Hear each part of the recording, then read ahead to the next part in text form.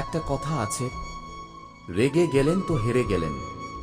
কারণ রাগের মাথায় নেয়া সিদ্ধান্তগুলো সবসময় খারাপ কিছু নিয়ে আসে।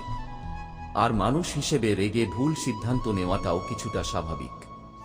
কিন্তু সেই ভুলটাকে নিজের ইগো বা জিদ ধরে রাখলে অনেক কিছু হারাতে হয়। আজকের গল্পটা এমনই এক রাজার, যার গল্পের মাধ্যমে আমরা শিখব যে রাগের মাথায় নেওয়া সিদ্ধান্তগুলি কিভাবে আমাদের ক্ষতি করতে পারে এবং শান্ত মনে চিন্তা করার শক্তি কিভাবে আমাদের সঠিক পথে এগিয়ে নিয়ে যেতে পারে। তাই গল্পটি শেষ পর্যন্ত দেখুন। এক দেশে একটি বিশাল রাজ্য ছিল। সেখানে একটি তরুণ রাজা ছিলেন, নাম ডেভিড। ডেভিড সম্প্রতি তার বাবার মৃত্যুর পর মাত্র 25 বছর বয়সেই সিংহাসন লাভ করেছিলেন। ছোটবেলা থেকেই ডেভিড এক বিজ্ঞ শিক্ষকের অধীনে বেড়ে উঠেছিলেন।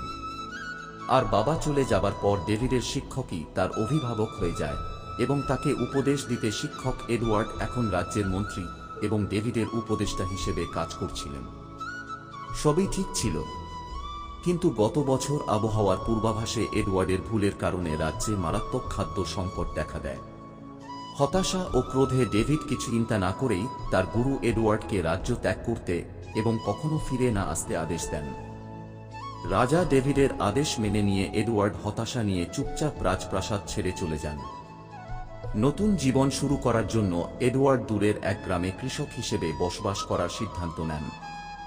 যদিও তার কাছে এখনও অনেক সম্পদ ছিল, তবুও তিনি সাধারণ জীবনযাপন বেছে নিলেন এবং গ্রামবাসীর সাথে মিশে গেলেন।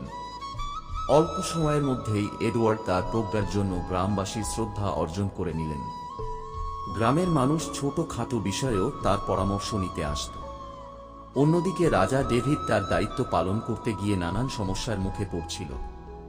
আর এ সময় রাজা তার বিশ্বস্ত উপদেষ্টা এডওয়ার্ডের কমতি অনুভব করছিল। ডেভিডের মনে অনুশোচনা জাগে যখন তিনি বুঝতে পারে যে এডওয়ার্ডকে তাড়ানোর সিদ্ধান্ত নিতে সে তাড়াহুড়ো করে ফেলে এবং সে রাগের বশে ভুল করে ফেলেছিল। তাই তিনি তার সৈন্যদের নির্দেশ দেন এডওয়ার্ডকে খুঁজে বের করতে, যেগুলো সপ্তাহে পরিণত হয়। কিন্তু তারা তাকে খুঁজে পায়নি। কেউই জানত না এডওয়ার্ড কোথায় আছেন। তখন ডেভিডের মাথায় একটি বুদ্ধি আসে। এডওয়ার্ডের ছাত্র হিসেবে ডেভিডের বুদ্ধিও প্রখর ছিল। তিনি সৈন্যদের নির্দেশ দেন যেন তারা প্রতিটি গ্রামের প্রধানকে একটি চিঠি এবং একটি মাটির কলস পাঠায়।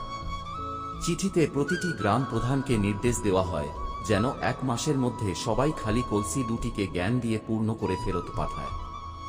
যদি তারা এটি করতে না পারে তাহলে তাদের মূল্যবান রত্ন দিয়ে এটি পূরণ করতে হবে। এডওয়ার্ডের গ্রামেও পৌঁছায় চিঠি পেয়ে সেই গ্রামের প্রধান দ্রুত তার পরামর্শ নিতে যায় এবং গ্রামবাসীরা তাদের সমস্যা সমাধানের জন্য তার চারপাশে জড়ো হয়। জ্ঞান এমন কিছু নয় যা একটি কলসে রাখা যায় এবং গ্রামেও যথেষ্ট রত্ন ছিল না যা দিয়ে এটি পূরণ করা যাবে। গ্রামবাসীরা ভয় পেতে শুরু করে, বুঝতে পারে তারা হয়তো রাজা ডেভিডের এই অনুরোধ পূরণ করতে পারবে না। এডওয়ার্ডের দিকে তাকিয়ে তারা তাকে সাহায্যের জন্য জিজ্ঞাসা করে। গ্রামবাসীরা তাদের শাস্তির বিষয়ে ভয় প্রকাশ করলে এডওয়ার্ড শান্তভাবে তাদের মাঝে বসে বললেন, আমাকে কল দিন, আমি 1 মাসের মধ্যে এটি জ্ঞান দিয়ে পূর্ণ করে দেব। গ্রামের প্রধান তাকে জিজ্ঞাসা করলেন, তুমি কি পরিকল্পনা ভাবছ তা আমাদেরকেও বলো। এডওয়ার্ড হাসলেন এবং বললেন, এখনো জানি না, এত দুশ্চিন্তার মধ্যে ভাবতে পারছি না, তবে আমি করে নিব। এডওয়ার্ডের প্রজ্ঞার উপর বিশ্বাস রেখে গ্রামবাসীরা কলসটি তার হাতে তুলে দেয় এবং আশা করে যে তিনি কোনো সমাধান ঠিকই বের করবেন। এডওয়ার্ড তার বাগানের শান্ত পরিবেশে চিন্তা করতে শুরু করল। কাছেই একটি ছোট কুমড়ো গাছের লতা দেখতে পান এবং হঠাৎ তার মাথায় একটি ধারণা আসে। তিনি একটি ছোট্ট কুমড়ো লতাসহ সেই কলসের মধ্যে রেখে দেন। দিনগুলো পার হতে থাকে এবং তিনি সেটিকে যত্ন দিয়ে বড় করতে থাকেন। ধীরে ধীরে কুমড়োটি বাড়তে বাড়তে পুরো কলসটিকে ধরে ফেলে এবং তা বের করা অসম্ভব হয়ে যায়। অবশেষে এডওয়ার্ড লতাটি কেটে দেন এবং সম্পূর্ণ কুণ্ড সহ কলসটি রাজ্যে পাঠান। রাজা ডেভিড যখন কলাটি পেলেন, তিনি অবাক হয়ে দেখলেন যে সেটি একটি বিশাল কুণ্ড দিয়ে ভরা। তিনি গভীর মনোযোগ দিয়ে সেটির দিকে তাকিয়ে রইলেন এবং ভাবলেন কিভাবে ছোট্ট একটি কুণ্ড পুরো জায়গাটি পূর্ণ করতে পারে। সেই মুহূর্তে তিনি এর গভীর প্রজ্ঞা বুঝতে পারলেন।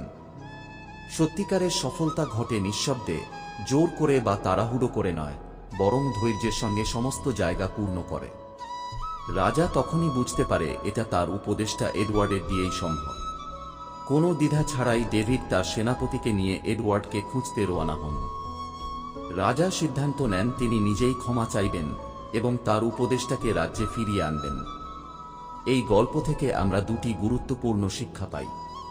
প্রথমত, রাগের মাথায় সিদ্ধান্ত নেবেন না। আপনার আবেগ মনকে অন্ধ করতে পারে এবং পরবর্তীতে আপনাকে অনুশোচনায় ফেলে দিতে পারে। দ্বিতীয়ত, কোনো সমস্যার সমাধান করার আগেই মনকে শান্ত করুন। আতঙ্ক ও উদ্বেগ ছেড়ে দিন, কারণ শান্ত মনই স্পষ্ট চিন্তার চাবিকাঠি। এই স্বচ্ছতা থেকেই আপনি যে কোনো সমস্যার সঠিক সমাধান খুঁজে পাবেন।